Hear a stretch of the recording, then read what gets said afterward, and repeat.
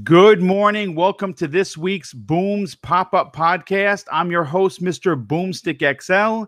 And on today's show, we're going to be breaking down the Gears 5 trailer and discussing everything we know about the next installment of the beloved Xbox exclusive franchise.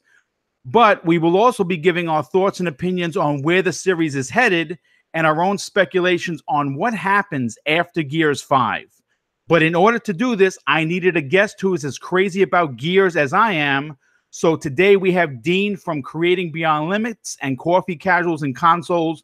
Welcome back, dude. I appreciate you showing up today.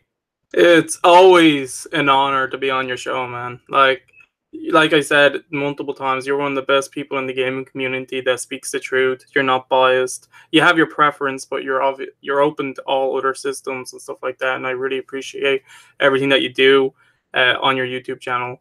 And to talk Gears of War, I just love to talk Gears. So after that Gears 5 trailer, I'm ready to talk all day. But we're gonna keep it short, an hour. But we have a lot of stuff to talk about.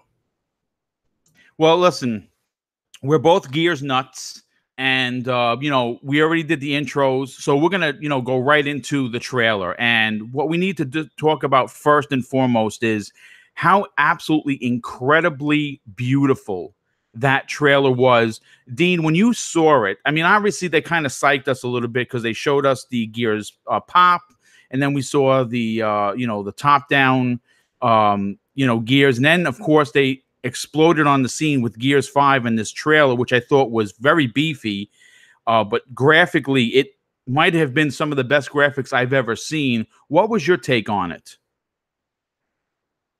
Well, I was still kind of upset that we didn't get to see more of the other game, my missing. Yeah, but Gears 5, I was actually blown away. Like, I wasn't expecting it to be this far along. Like, I knew they were obviously working on Gears of War 5 or Gears 5 as they want to call it now. But when they showed as much as they did, like, I was expecting a tease event, but this was like a 3-4 minute video. Like, they went all in, and I was very like hyped, excited. They showed new gameplay, new weapons. They showed that there's a big time jump. Like, I was just like trying to take it all in. I've watched it a few times since and watched other people's reactions. It's just like, wow, like the coalition, like whatever they're doing it right. Like, they know what they're doing with this franchise. I trust them, and they're obviously taking some big different, like going a different direction with this one. I'm happy because I remember before Gears of War 4 came out, Rod Ferguson said that they wanted to prove, because this is a new team and everything, they had to prove that they can make a Gears of War game first before they make any changes. That's why Gears of War 4 was similar to Gears 1 to 3 without any big super changes to the combat or anything like that. Like Gears of War 5, like from what we've seen, it looks like it's going to be more open world or bigger environments or stuff like that, because you see them going around like to so many different environments just in that trailer alone. Like, I'm expecting big things from this, so I trust them, because Gears of War 4 I thought was a solid game. And I don't know if it's my favorite, but I liked it a lot more than people give it credit for. I think people kind of threw it down under the bus a little bit too much, because I thought they did a fantastic job with that game. It's funny because, as you're talking, I could recall people saying, well, it's Gears, it's cover shooter, it's Gears, it's Marcus Phoenix. Listen, the problem with these games, and I think the problem with any long time running franchise, is you first of all, you have to respect the material. Okay. And when you respect the material, you respect the fans that have been supporting this franchise for as long as they have. So you can't do a drastic change. You gotta move slowly. It's like turning a big ship. You're not going to turn it on a dime. You're going to turn it, but it's going to take some time. And I think a perfect example, and like I said, we're going to jump right into it. Taking some chances is what they need to do to bring this series to the forefront and make it what Gears 1 and 2 was. Because Gears 3 was fantastic. I know a lot of people didn't dig Judgment. I happen to really enjoy 4. But when I say taking chances, making Kate the lead character is absolutely phenomenal, in my opinion. And I think it is an unbelievable way to change, basically turn the series on its head, so to speak. I mean, think about this. First, you had JD, and obviously they had to do that because it has its connections to Marcus Phoenix, right? So they show the very unique and dynamic relationship, the love-hate relationship they have for one another. So now we're moving away from JD, and we're gonna get Kate, and I think she's a really strong female lead character that could handle her own. And the fact that we're gonna get to use her as a main character is a big deal. This makes me wonder if Dell is going to be the lead character in the third installment of this trilogy. I think that would be a good way to go. But what are your opinions on making Kate the lead character? I don't know. I completely agree with everything you just said. The fact that she is the new main character, I'm fully on board, and I think it's a great new direction that they're going in. It shows that they're not playing around. They're ready to go a different route than people were expecting. When the Gears of War 4 came out and they were going to continue the franchise, more likely have a new trilogy, I'm sure most people thought JD was going to be the main character for all three. Like, I really like JD. Some people, they were like, I didn't really like JD, but the others were all right. But JD, not so much. I like JD, I like Kate, and I like Dell. So I'm not upset that they're like ditching JD. I really liked Kate, so I think she has the more interesting story to tell, especially with the way things ended in Gears of War 4. So yeah, I'm happy that they're doing it. I just wish we get to see. I just hope we get to see at least more JD. Then I'm thinking. I think he's barely gonna be in it. So as long as he has some story and stuff like that in it, because it looks like he's changed the most out of the characters from that. Yeah, he doesn't even look the same. Exactly. I was like, that's JD. What? Because it said Phoenix on his thing, and I was all like, damn, time has passed. That's for sure. Yeah, he looks like his arm's kind of messed up. Yes, yeah, like he lost an arm. I mean, we have to find out. I mean, again, we don't know how far along this particular part in the game is. For all we know, this could be 3/4 through the game. It could be halfway.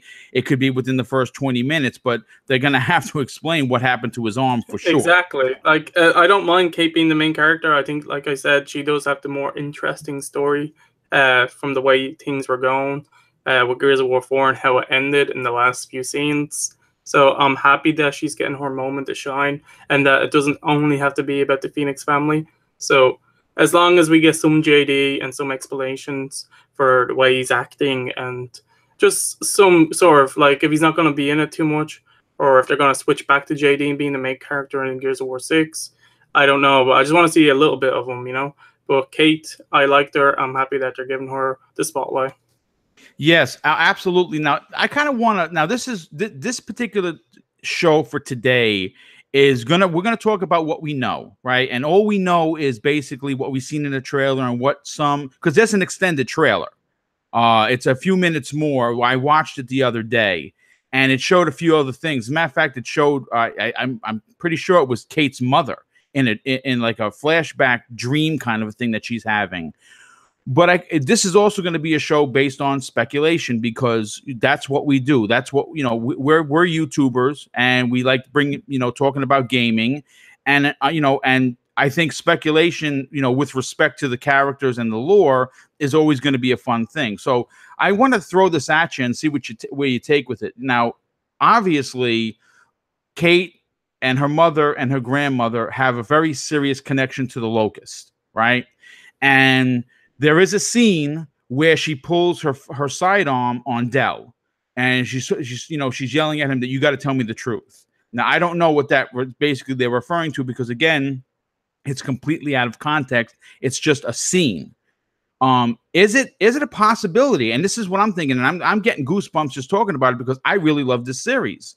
But would it not be unbelievably shocking that in Gears 6?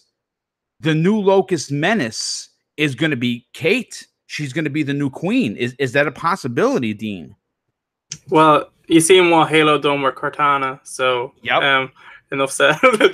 I think it's completely possible, and it'd be very interesting if they went that way, especially if Kate is the main character, like they said in Gears 5. If you're playing the whole game as Kate, for her to just become evil and the villain of Gears 6, like you grew attached more likely playing Gears 5 with her, and then just to see something happen with her with the Locust or the Swarm, whatever you want to call them these days, that'd be pretty interesting. I wouldn't be against it depending on how they play it. So yeah, I'd be on board, and then you'd be going back to playing as JD more likely. But yeah, I'm fully on board if they were to do that switch and have her become the villain, like something to deal with our history with the Locust and the Locust Queen.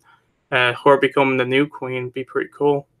It would be, it would be shocking actually, and really, like I said, turn the whole series on its head. Because remember, I'm sure. Like if they did do it, and if they made it as sad and emotional as the death scene in Gears 4 with Armagh at the end, yes, I'm pretty sure. I'm saying it now, it'd be cool. But while it's happening, I'm sure I'd probably shed a tear. I'd be like, God damn it, kid. It's like, why are you doing this? You know, Halo already did this with Cortana, and I can't take it anymore. Yeah, it would be. Again, it's one of those situations where if it happened, you would be on board because you're a fan, but at the same time, you'd be saddened because remember, we were introduced to her in 4. We get to be with her basically for an entire 18 or 20-hour romp, and we're gonna get to play her in Gears 5. And if it turns out that she actually winds up being the big bad in 6, it is going to be a little bit heartbreaking for sure. But you know what? We were talking pre-game about co-op, and I think, and you made a really good point. You said when you think of Gears, you think of co-op, and I think that is something to really be discussed because Gears had 2-player co-op in Gears 4. And it just didn't feel right, and it certainly didn't run as well as previous Gears. And I've always been a big Gears co-op because of my brother Neo Mental, and I. When we first started playing Gears 1, not only were we blown away that the graphics were made available on the Xbox 360, but the fact that we were playing together, and we just were amazed that we could just be brothers hanging out, talking and BSing and just playing this incredible game. I told you in the pregame that I'm a big fan of the 4-player co-op, which of course they had in 3. But you had something different to say about the 4-player co-op. Is it important to you, or is it more important to have couch co-op and really well done 2-player co-op? Well, I think co-op is super important. It'd be like what happened to Halo 5 when they got rid of split screen co-op. You know, that had a big backlash and well deserved because Halo was also known for its co-op play. So if Gears of War was to remove any sort of co-op, that'd be terrible. But I don't think 4-player co-op is necessary. In Gears of War 3, it was pretty awesome. But like I said, I started out playing Gears 1, and that only had 2-player co-op. So when I think Gears co-op, that's how I look at it. I only think of 2 people. Even when Gears of War 3 came out, I'm pretty sure I only played it with one friend. So we probably played co-op at least once, done at least one mission with more than one person with us. But mostly I played Gears of War 3 also with just 2-player co-op. Maybe it's because that's how I've always experienced the game. I never really went in with 4 people. Obviously, you need 4 people for Horde, and that's the way Horde should be. But the campaign, 2-player co-op, has to be solid, has to run well, especially if you're doing local co-op. The frame rate has to be spot on, either 30 or 60, as long as it's solid. But I think as long as it has 2-player co-op and has local co-op, it's fine. I don't think 4-player is necessary. It's not going to get rid of that, and if they do have it, that's just that's good. That's more options for people to play with more friends. But as long as they have 2-player co-op, I'm happy. Yeah, I think that the 2-player co-op obviously is going to be the minimum you're going to see in Gears, but 4-player co-op I think has its place, and I don't necessarily mean it only has its place in Horde. I think it actually does have its place in in Gears 5. At least I'm hoping it does, because if you remember, the reason why Gears 3 had it, simply because the game was massive. It was a big game, and it easily handled 4-player co-op with no problem. So, Gears 4 felt a lot like Gears 1. Not that that's a problem, but it seemed, for me anyway, more contained, if you will, where there were big open areas, but really not that big open areas, if you know what I mean, as opposed to Gears 3, which really kind of opened up why I think they were able to get 4-player co-op there. I'm hoping that the introduction of new characters, and that's what we're going to jump into next. The introduction of new characters and new weapons and new villains. I'm not sure if you saw the tweet, but they introduced a new character. His name is Faz Kuntani, and he had what looked to be, in my opinion, a grenade launcher Lancer, which I think would really change the game. I mean, forget about multiplayer, because that's going to be like the weapon everyone's going to run to, because it's a grenade launcher. But yeah, that'd be okay if it's not handled right. In the trailer, they showed a couple of new villains, which I thought looked absolutely incredible. They showed corrupted BD robots that looked like they had been somehow corrupted by the Locust.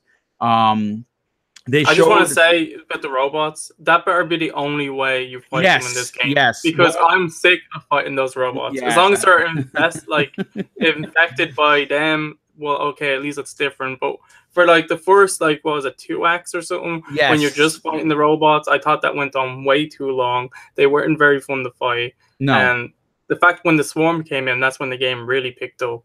But there were still occasions where it was like, how many robots are they sending off against these people? Like, they're just using them all and they're just taking them all out. This is a waste of resources at this point. But yeah, I didn't like fighting them. So I don't mind if they're infected, but if there's any normal robots that attack you, I'm not going to be happy. Yeah, I agree. You know what? We'll get into the BD robots in a sec, because that was definitely one of the low points, in my opinion, of Gears 4. But during the video, they showed a couple of really cool new Locust type characters. One was that had like 3 arms and like a missile launcher. Like, it looked like something out of like Unreal, or Doom, for instance. That's actually what it looked like, something from Doom, which I thought was awesome. And then it showed like a General Ram kind of a guy with the double spiked maces he was holding. Oh yeah, he looked. I mean, yeah, that was amazing. Super menacing. I don't know if he's going to be the main bad guy, but man, if that's just a regular Locust that is like one of their tanks, the game could be a challenge for sure, because you get with one of those maces, I think it's lights out for sure. It should be. That should be an insta down. That adds some extra challenge to the game. Yes, for sure. As a fan that has been here since the beginning, and again, the trailer was, I think, only like 2 minutes. It wasn't really long, but in the two and a half minutes that they showed, there was a lot to really unpack. I watched the trailer 6 times. As a matter of fact, I watched it yesterday evening again, just to refresh myself. Same. Did you like the direction that they were taking the bad guys? Yeah, I really liked that guy that we were just talking about with the 2 things. Like, he looked like super scary and intimidating. Like, Gears of War has its way with its bosses. Ram. Everyone remembers General Ram. Of course. Poor Kim, but yeah,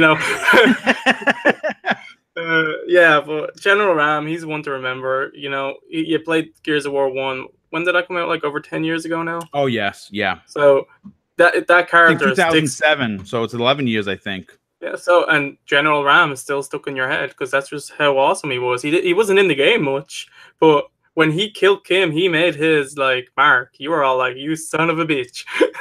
Yeah. The end fight one was pretty well done, I thought. Like, obviously it's not perfect, but it was enjoyable. I like that he was, he was hard. So I like that. And Scourge in Gears of War 2, he looked beast, and he had the whole chainsaw thing with his weapon. Like, they're pretty good at doing their bosses and their big broom axe and stuff like that. So I think they're gonna surprise us with some really unique looking enemies that they haven't shown yet. And I think the swarm is gonna evolve in a way that we haven't seen. And they'll probably just gave off little hints in a like little short trailer. I'm sure they have so many surprises still to come. Yeah, you know what? I'm glad that they showed what they showed us because we needed to see something for a lot of reasons, not just for Gears. I think as Xbox fans, you know, there was rumors that we weren't going to get Gears anything, and the fact that we got 3 different types of Gears games, even if they're not your bag, baby, you know what I'm saying? You know, it's okay because there's something for everyone, and that means that if they're coming out with multiple Gears games, that there's still life in this franchise, and I think that's really important. But Gears 5 looked insane. The new bosses looked insane, but the new characters, I think, really need to be, you know, shown. We know one for sure, but I and think we know two, because there has to be another Carmine. And I'm well, pretty sure, of course, yes. I'm pretty sure after the way they treated the one in Gears 4, they're gonna give this one a little bit more spotlight, considering the Carmine in Gears of War 4 actually didn't do anything, and he didn't even have any like moments or anything. He was in it for like 10 seconds and then died.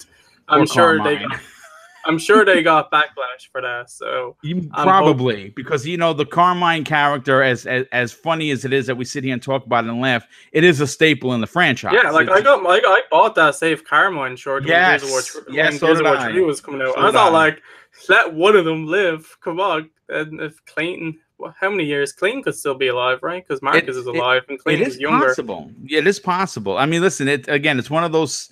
It's a joke. It's a running joke in the series, but at the same time, it's a staple in the franchise. So you have to respect the lore, and you know, give props to how many Carman brothers there are. Because, man, big family line. You know, it's a shame that everyone keeps dying. But you know what? I want to talk about this, and we kind of just for a second mentioned it. I really want to dive a little deep into this. And I want to get your opinion because I think Dell, was the comic relief. I think he's a fantastic character. I think he's such a good character that he could be a lead character, which is what my opinion is. I think they're going to give him his spotlight, so to speak, in 6. At least I'm hoping, because I think he's a strong enough lead besides just being the comedy relief guy. I think he's a great character. Yeah, even in the trailer for this one, he was looking a little bit more serious. Yes, stuff yes. So now I'm interested to hear your opinion on the new direction Rod Ferguson apparently is taking the series. Do you think it's the shot in the arm that the series needs? I don't know if it so much needed it, because I was perfectly happy. I know games have to evolve, but I really like Gears of War 4. Like I said, I thought they did a fantastic job with Gears 4. But the changes that they are doing, like, they're not doing that in super, like, you know, they're not changing it so much that it's not Gears. You see this game and it's like, oh, Gears. The trailer makes it look like it has bigger environments. It's going to have a bigger, like, story. It's going to be more personal with Kate. It doesn't look like they're doing anything different, really. The gameplay's still going to be its third-person shooter with the same kind of camera style. It's going to have a melee weapon in it now, because we've seen her, Kate, pick up that weapon that the new enemy was using, and she was just going all like, yeah, I'm going to kill you all with this. So they have new weapons. It looks like it's going to have bigger environments, and it's going to have a very personal family story, which Gears of War does in like all of its games, really. You know, you have Marcus with his dad, you have Dom with his wife, you have Gears of War 4, you know, you have the whole relationship with JD and Marcus. Like, that's the kind of stories that they like to tell, and it looks like they're going full force with this Kate, and the fact that the Locusts have been a part of the Gears of War franchise since the beginning. The fact that this is going to be the one where we're probably going to learn the most about them, because she's going to learn more about her family history. Yes. There could be some really big surprises on where they came from and stuff like that. So I haven't seen anything. I did notice the changes, but I don't think there's anything in it that's making it not Gears of War. It looks like they're taking it in the perfect direction that it needs to go in. More story, bigger environments, still Gears of War. Yes, for sure. But you know what? I got to tell you, did you get a chance to see the extended trailer where they show Kate having like a nightmare and it's her mom talking to her? I was watching a Theory video today for Gears of War, and they were showing footage, and they showed that in it. I don't think I've actually seen the trailer because I just assumed the one that was up was the same one. Right. So I'm I gonna actually have to. found it by accident myself. Someone said extended trail, and I just happened to click on it. I don't even, what I'll do is I'll find it and I'll just add it in the show notes. So if anyone that's done watching the show, they want to check it out. But you really hits on something that I want to kind of just really dig into. The relationship, we know Kate has a strong relationship with her mom. We've never seen it per se, but the way she talks about her and how she has to get her back, it's a big deal, right? But what I think is going to be amazing in this particular story is not only the family aspect, which is really big in almost all the Gears, how the connection to the Locust is what's really going to be interesting to see. How is that even possible? Well, if the Queen was alive, we'd be able to ask her. Right, But right. unfortunately, Unfortunately, we have to go with what that thing that she has, that she's holding. It looks like almost like a belt buckle, but it's not. It's the symbol, yeah, the yeah, Locust symbol. it's a Locust symbol. So it is a big deal. I want to talk about something, and I think we're really going to kind of grind our teeth on this, and I want to get the opinion of the chat, which I want to first thank for everyone for showing up today. I do greatly appreciate it. I pulled a story from a website called Trusted Reviews, and they had a big breakdown of the trailer, and they had a bunch of opinions in there, and I really want to get your opinion because I disagree.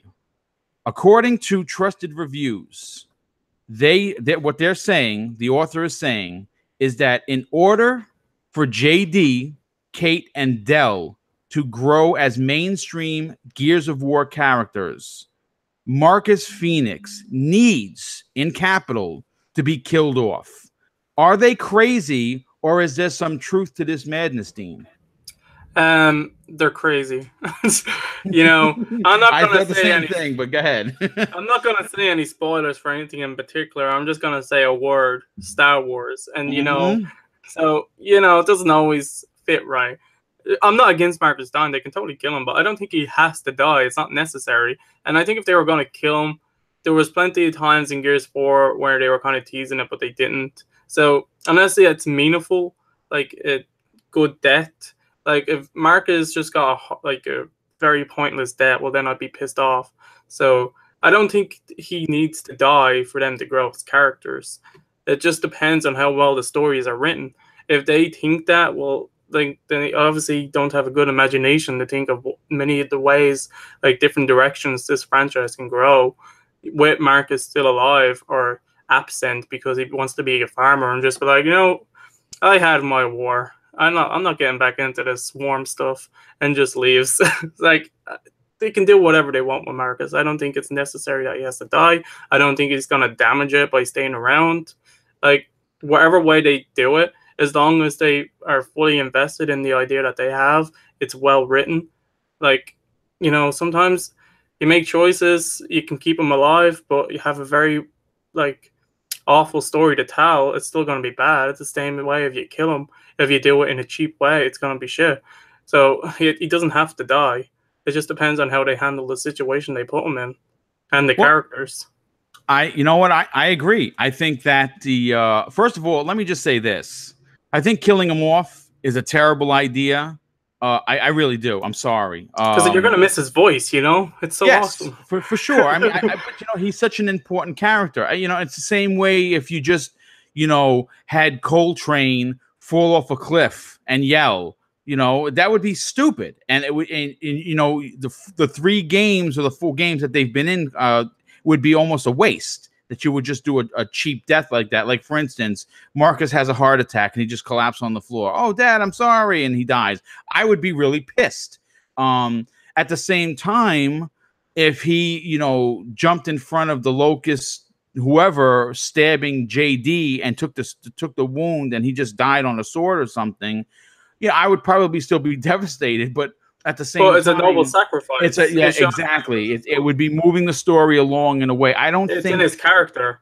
It's in his Yes, character to do sure. something like that. Yes, absolutely. And I don't think killing off a mainstay character just because he's been in the alive long should be the excuse. Um, so Like I thought they handled the Dom debt in Gears 3 pretty like spot on because well, he did the noble sacrifice. yeah, and you know what kind of like how he was for the last few months. You know, following the events of Gears of War 2, the guy was devastated. He found his wife that he was looking for so long, just to find her like as a corpse basically, and he had to put her out of her misery. And that was the thing that was keeping him going. That was his drive. That was his motivation for life, was to find her and save her. And the fact that he was the one that had to pull the trigger, you know, he wasn't motivated. He wasn't driven. No. And you can tell that in Gears 3, he's with the beard, he's all depressed. And then when it came to it, like the moment that they were like kind of stuck against the wall, basically, he had the noble sacrifice to like give them time to escape by making a big explosion. And, you know, the music, everything was handled extremely well. That was the end of Dom's character. I don't think there was too much they could have done, and they gave him a noble death. He went out saving the only people that he actually cared about that were still alive. Yep. He gave up his life so they can continue, and Marcus is still alive today because of it. Yeah, I mean, listen, I really think that if you look back to some of like the biggest moments in the Gears history, that obviously, in my opinion, stands to be one of the biggest. I honestly thought, to be completely truthful, that they were going to kill Marcus in the first one when he got snatched up by that creature. I thought, he kept coughing. I was getting the Aliens vibe. Like a chest burst is going to come flying out of his chest. Like I thought something was going to happen with that too, because they were dragging it on like being coffin. I thought, because this is a new enemy we don't know too much about. Like he's obviously going to get some sort of virus or like something that's just going to either make him mutate, or he's just going to die in the spot, or he's going to die in a moment where they need him. Like when shit's going down, he's just going to like start coughing up blood or something. But I'm very happy that they didn't do that, and the fact that this is a big time jump, he's still alive, so I think he's safe from that, because whatever was there would have killed him by now, I'm sure. For sure, there's no doubt about it. So I'm again, I'm going to be honest. I think that would have been a real shitty, cheap death for one of the best characters in the franchise.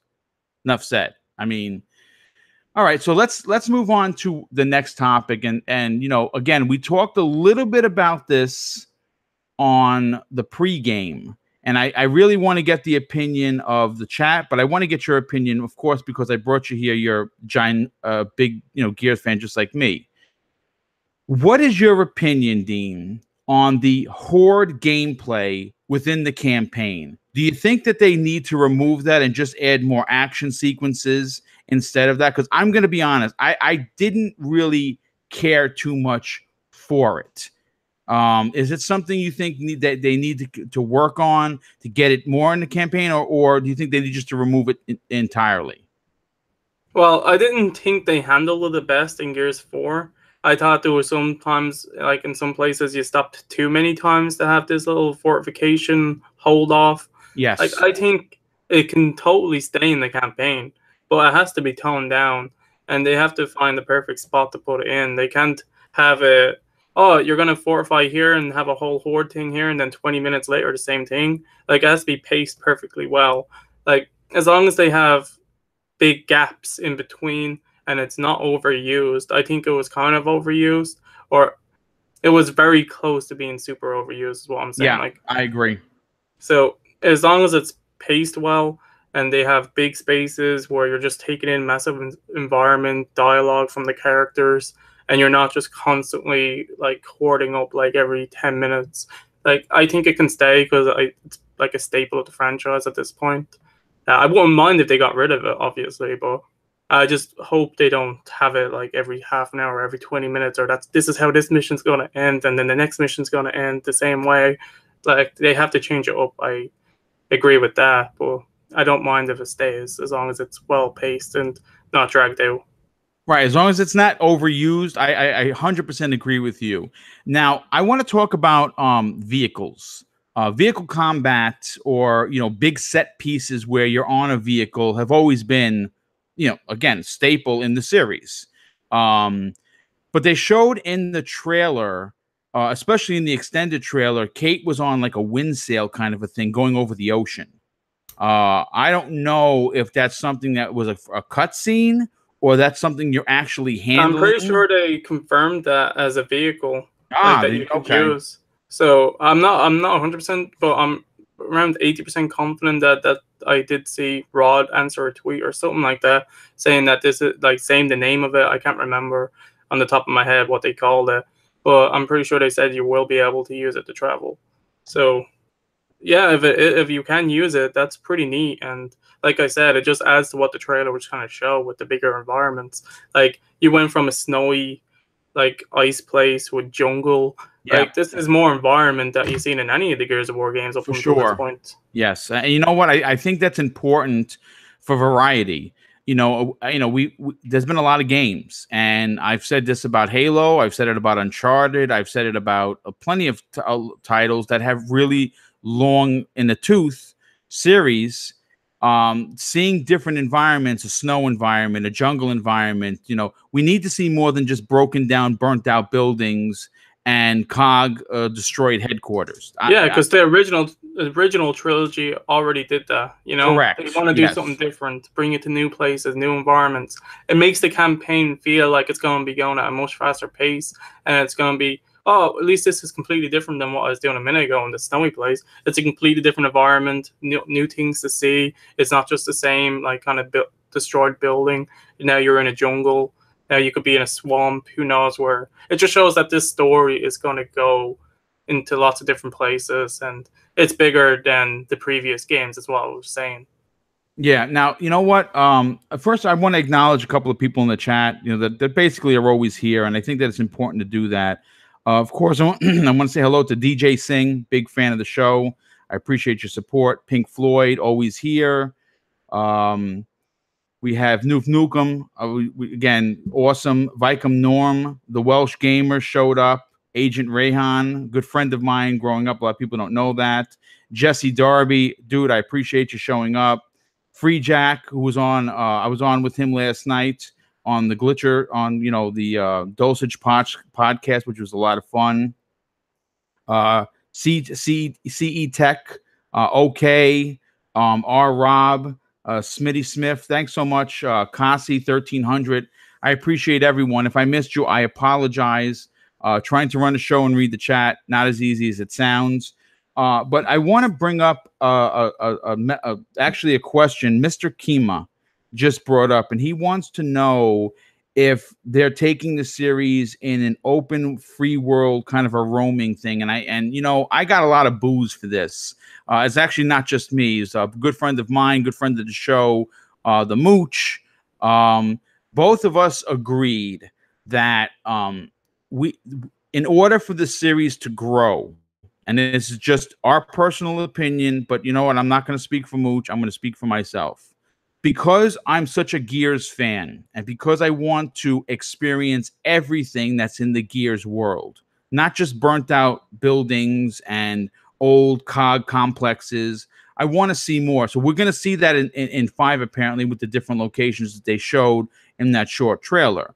But here, my question that I have for you, Dean, is not saying that Gears of War 5 should resemble anything of God of War, but a semi-open world space where there's a map, where there's different locations that you can, like for instance, side missions. I think that the main story is always going to be the main story, but what if they added the ability to go to different locations because you're checking out a lead and you don't have to do it, but there are side missions added to the game? Do you think that that would change the game for the better or for the worse? I think it really just depends on how they handle it. But I think that'd be pretty neat. I think that'd be a change that I'm open to anyway, definitely. I trust the developers that are making the game. Like they've already done the remaster of Gears 1 and they did a fantastic job with Gears of War 4. So if they were invested and they went all in on this idea, I'd be totally up for like a semi-open world or kind of open world environment where it makes sense to see people. If you're in an area that there's like other soldiers or just like people, civilians like getting attacked or something, or they just need your help to save a town or anything like that, like those type of side missions, if they're done right, I think that could be very good and add at least a little bit more time to the overall campaign, and it'd be totally different and taking it in a new way. So yeah, I'd be totally up for that. You know, like I said, change is okay when the lore is respected. And more importantly, and I keep bringing this up, the players are well represented and respected by the developer. And if they decided to make this again, when you say open world, people immediately have like freak out, like, oh my god, boom, get out of here, you're fired. Hold on, open world doesn't mean GTA open world, right? You can still have a semi-closed circle, but just open enough where you can expand outside of your, your straight up corridor, cover to cover shooting. I think that would be very interesting for again, to get to see the world of Gears. You don't really get, Gears 1 through 3, as great as it was, what did you really play in? Burnt out, broken down buildings, opening doors, kicking doors Caves. in, caves. You know what I'm saying, right? So it was very, very cookie samey cutter for the first 3 games. It was the samey for the first 3, yeah. And like, again, as much as we love it, we only got a chance to see a very small part of this giant world that I think there's so much story to tell. Now, I don't know what they're going to do with new characters. Are we going to be using them, or they're just going to be basically, support characters? We don't know. But I definitely think that this is going to be a much different Gears 5 than what we got in Gears 4 for a lot of reasons. And I'm perfectly okay with that. And I agree with you 1000%, Dean. If it's done with class and respect, do the change. If it's the developers, I think, are well qualified to make this. Like, they can do it if they want. They have the time. I assume that the second Gears of War was finished, or even before, they were planning. Like, I'm sure they had everything ready for Gears 5. They already knew the kind of direction they wanted to go. Like I said at the start of the show, like Rod Ferguson did say that when they made Gears 4, they wanted to make it as similar as possible to the original trilogy, because they thought, like, they wanted to prove that, see, we can make a Gears of War game. We know what Gears of War is. So when they do something that's completely different from what the normal formula was, we trust them a little bit more, because they've already proven they know what it takes to make a Gears of War game, because they've done such a good job with Gears of War 4, with the campaign, with the multiplayer. Yes. The board is fantastic. Yep. Like, they hit all the right points in all of those. So they made a traditional Gears of War game. Now they want to do something different. They want to branch out. They want to take it to new places. They want to make it bigger. If they decide to have some open world elements, Gears of War has vehicles. They have what it could take to get around, so you don't have to run. Like, that's a really good point, Dean. We barely scratched the surface of vehicles, but that is a great point.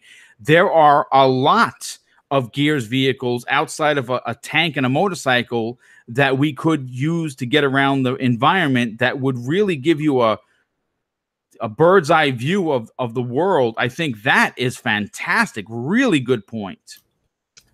The Witcher 3 is a massive open world game, but that also had, like, that's separated in maps, all of them like massive in size, like bigger than most games. But like, to go to each map, you have to fast travel.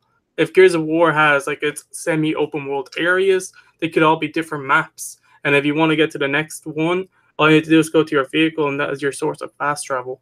And I think that would fit in if they did it right, because it has ways, there's things that fly in the game. There's things that I assume they have boats and stuff to go through water. They have the thing to go through the ice. Like, they have what would make sense to use as a fast travel vehicle to go from one map to another. And especially if you want to go back, do side missions, explore. If they have little Easter eggs or things hidden to just discover, to find out more about the universe and the world of Gears. Like it could be done extremely well. I don't know if they're going to go this direction, but if they did, I'm not going to jump at it and start attacking it before I play it. This is a change that I would be fully open to. Yeah. Oh, listen, absolutely for sure. I mean, at this point, little fine touches like that could keep the series very close to the vest, but at the same time, kind of just let loose just a bit would be, in my opinion, a great way for the series to advance itself. But you know what? Let's talk about what's been in the news recently. They interviewed, and I'm saying they. I don't have exactly who interviewed Rod Ferguson, but they're currently in the process of working on making Gears 5 for the Xbox One X version, 60 FPS, 4K visuals in the campaign mode. First of all, holy shit. Second of all, is it possible, Dean?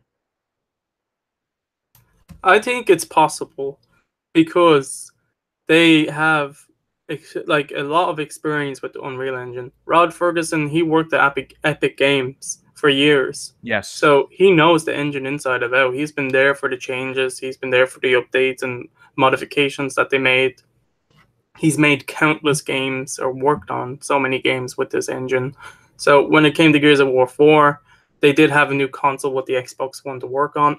And the Ultimate Edition of Gears of War 1 was like the perfect example of their first, like, let's try develop something for this console while they're also making Gears 4. And the more they worked on the Xbox One and the development kit that they have for it, the more like developers get better. That's why when like a first gen like 360 game came out, it didn't look too good. But by the time the 360's life cycle ended, like you have Red Dead Redemption, you have Skyrim, Yep. like you have so many amazing looking games. You see this from like the Xbox One when it first came out. Like it started off with really high quality games like Rise, Son of Rome, games that already looked amazing. Now that it's been out for a few years and it does have an even more beefed up, powerful system with the Xbox One X, I think with the improvements that they made to the development kits, the experience that they have with the Unreal Engine, if they want to build for the Xbox One X, like with a 4K like 60 mode, if they targeted it and they were fully invested in it and putting the work in, they might have to make some sacrifices to some sort of graphics or details on certain things. But I think they'd be able to do it. And to get a 1080p 60, I think they have the time with the engine, with the Xbox, the experience. And I'm pretty sure the Coalition is a big enough team. I think if they want to do it, they can. You know, it's funny. You made mention of the usage and getting, used to a particular development box, so to speak. And the fact that they made, because listen, the reality is this: Gears 4 looked fucking amazing. Sorry, it looks. I haven't even. I don't even have an Xbox One X yet. All right. And when I do get it, I plan on replaying it. I hope to get one hopefully this week. Like I've been keeping money on the side, nice. Like while we're saving to get a house. But tuck that extra money away. Yeah, it's like we're gonna get this. But I don't have a 4K TV, which is the downgrade. But I'd rather get the console, which still comes with the improvements from the super sampling. At least I'll be ready when we do get a 4K TV. Let me just say this: Black Friday is around the corner. I know it's July, but Black Friday, too long. It's too long. I waited long enough. Lock in the Xbox One X, and at least you're right. You're going to get the super sampling, but well, I have the base Xbox One. I have the fat one. I don't have the S, so I need an upgrade ASAP. You will see the difference. So, yeah, like as I was saying, anyway, like just on the base, like the OG Xbox One, like the game still, like it's amazing looking. Like the detail on the faces, the environment, the weather effects with the whole storm that happens in the game, like constantly. Yes, like they really pushed the Xbox One, and if they can push it even more, I think they can. Like they have the S, they have the One, and the way they've been doing games was with the dynamic resolution. Like the base Xbox One might be 980p, the Xbox One S probably be able to get 1080p, and then the X will do 4K. Like I think if they have that resolution built for those things, I think it would work the way they intend it on each of the systems. Well, you know what? Look, here's the thing. And again, I say this with absolute respect to everyone that's listening or everyone who's going to eventually catch it on the replay, hopefully. The reason why Xbox gamers who either have a fat Xbox One or the Xbox One S upgraded to the Xbox One X is for power. And, you know, and again, this is not being messed up. If the version for the Xbox One X runs better and faster for Gears 5 than it would on your S or your regular, that's why we spent the money. And that would be if you're a fan of the game or you're a fan of the brand, and or more importantly, you're a fan of graphics, you're a graphics whore, which I happen to be. You're going to want the best. So now this is your opportunity to go out and buy your X. Now, again, it's not cheap, but it's going to come down in price. There's no doubt about it. As a matter of fact, I've seen deals all over the place for as low as $387 for an Xbox One X. And so you just have to really look for it and you'll find it. But, you know, I am going to say this. I don't know exactly what Gears 5 was running on. I'm assuming, I'd like to assume that it's an X that that this trailer that they showed at E3 was running on. But what a step up in graphics compared to 4. Did you feel the same way, Dean? Oh yeah, I wouldn't say it was super major, but you can tell that the extra detail was there. Like graphics have just like I'm blown away by games like these days. Like when you grown up, you know, like you play 8-bit games, you played it and then Nintendo 64, PlayStation 1, if you go back even further, like you see what games used to look like, you know? And today, like I'm just blown away at games like Gears of War, the graphics, Uncharted, The Last of Us, Halo 5, you know, like they've just come such a far way. Every time a new game comes out, I'm like, how can it look any better?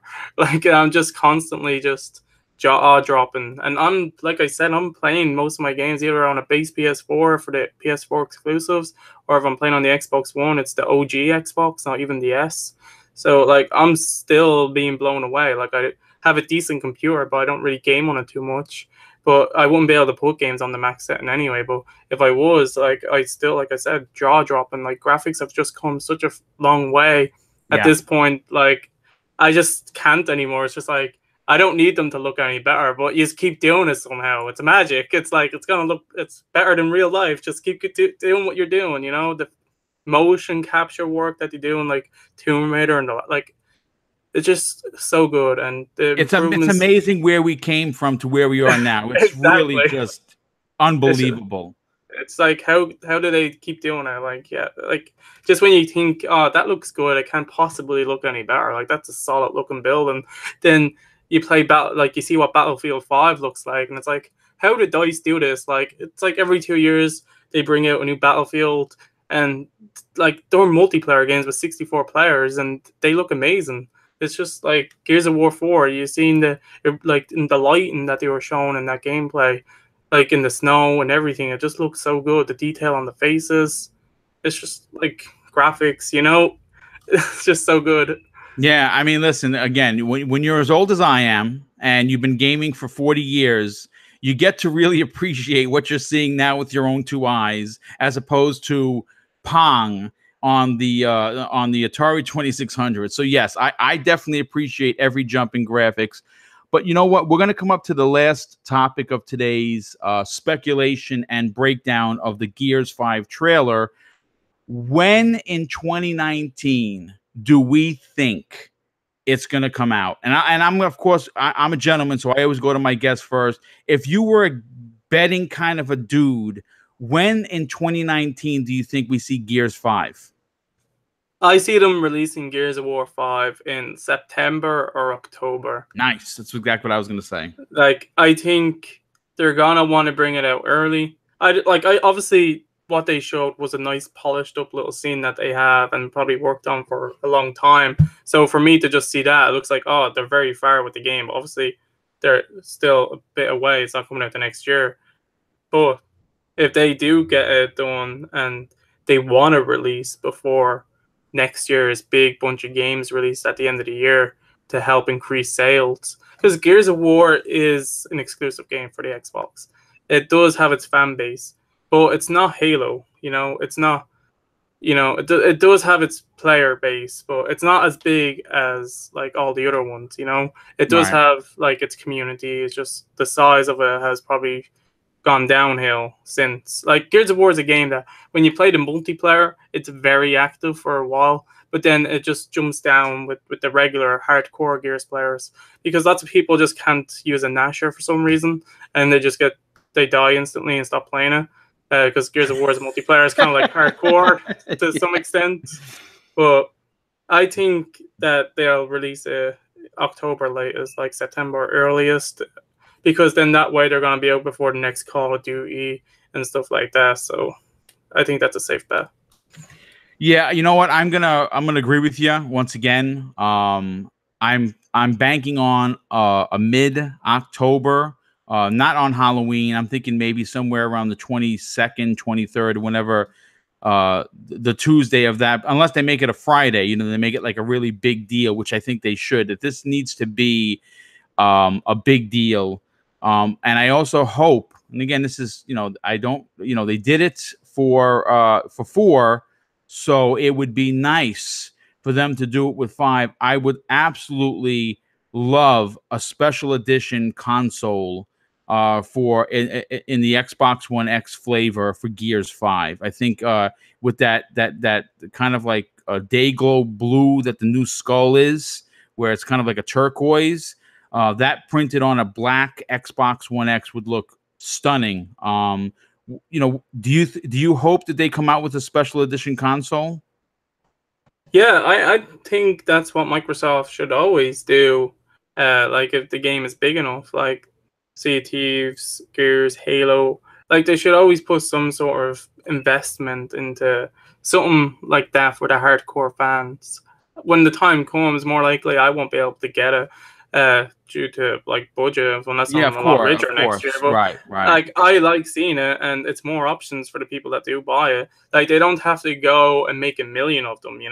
They can put Do a money limited in. run. A Yeah, limited run, sure. that will drive up hype if it looks cool. Bundle it with the game. At least put in a physical copy because like most times they don't either include a copy or it's digital only, and then some people get annoyed that it's not a physical disc that's actually with the box.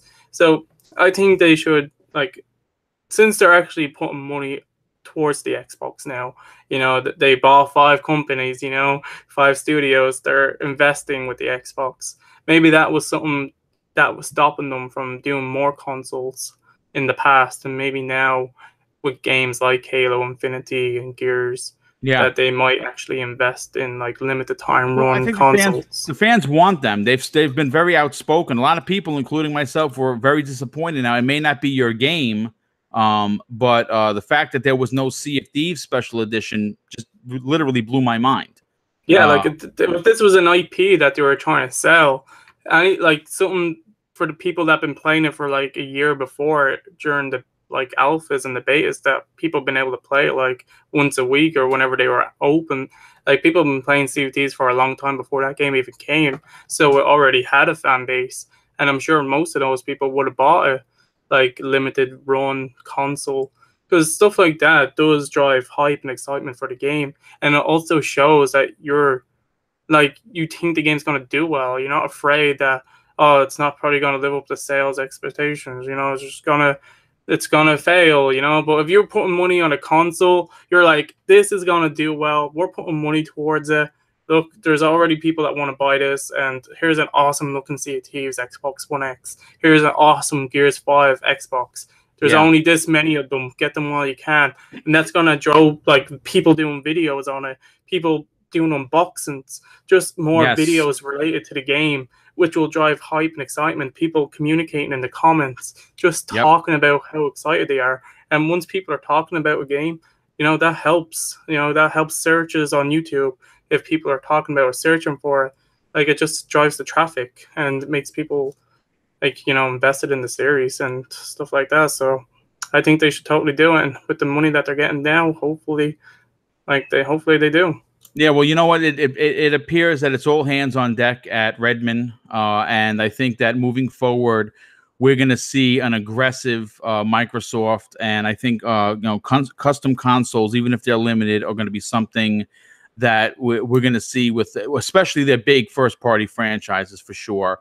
But I didn't want to. First of all, I want to thank you, Dean, for coming out today, talking everything Gears. I really appreciate that. I think this might be your third time coming on the Pop-Up Podcast. I really appreciate your input. It's really nice to hang out with you. Obviously, we did a lot of hanging on Coffee Casuals and Consoles, so it's great to hang out. Once again, I want to thank the chat. It was very well respected. Again, I say this at the end of almost all my videos, and I want to really just drive this point home.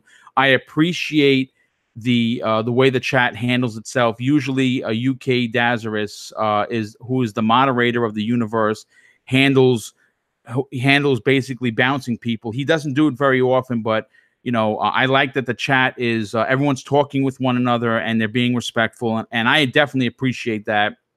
And if you're going to come to my show and you're going to be in the chat, I want you to feel like this is a cool place to be. So I definitely appreciate everyone in the chat. And once again, Friday, I'm going to be announcing the guests. It's a big list for Breakfast with Boom. And some of the topics we're going to be talking about are really some of the hottest button topics available in gaming. So that announcement will be done on Thursday. I look forward to seeing everyone in the chat once again. And I just want to do a real personal thank you to the entire community, whether you're in the chat now or you're eventually gonna listen to this. On the 23rd of June, I crossed my 1,000 subs. And making me officially partnered with YouTube, which was a big deal. The channel is verified, and I could not have done that without the support that this community has shown me. And Dean, we're going to move on to you because you are closing in on 1,000, and you've been at YouTube for a bit, and I think that your channel is phenomenal. I really think that everything that you do on your channel is so different than just everyone else. And it's not just games, it's so much more. And I think that if you're not following Dean, you're making a mistake, because he's honest. He's a really good member of this community, and he definitely deserves our support. Dean, tell everyone what you do and where they can find you, bro. YouTube, Creating Beyond Limits. You can click on my name in the chat if you want to check out my channel. And if you like my content over there, hit that subscribe button. Like Boom was just saying, I'm almost at my 1,000 sub goal. I'm currently at like 830 or something like that. So I have a little bit to go, but it's not too far. And I hope to reach that goal by my birthday in August. Nice. Because I think that'd be a nice achievement. It's just something that I'm hoping for. Like, I'm not going to be like super down if it doesn't. That's just a goal that it'd be nice to hit. So yeah, it's always such a great time to come on and talk to you, Boom. Like I said, you're like one of the best people to talk to about gaming. You're not biased against that, and like I said, you're able to talk games. You can see the good, the bad, and everything. Like, not everything is perfect. So it's always an honor whenever I'm able to. If you ask us to come on, I'd be totally down. I appreciate it. And just to talk Gears, like, it's been such a long time since I talked about Gears for over an hour with anyone, so it's been amazing seeing the direction that Microsoft and the coalition are taking it in. Like, the fact that they're investing in the franchise that has 3 different games releasing is amazing. Something for everyone, like we've already said. So yeah, if you like my content, I do gaming, I do reactions, I do top list videos. I kind of just do a bunch of different things that I like doing. So yeah, that's what I use my channel for. I like uploading things that I like, so hopefully you like it too. So yeah, thanks, Boom. It was amazing. No problem. Once again, thanks everybody for showing up. Have an incredible day and drink lots of water, because right now in New York, it's fucking 100 degrees, so not cool. But I really appreciate everyone coming out, and I'll see everyone Friday morning. See ya.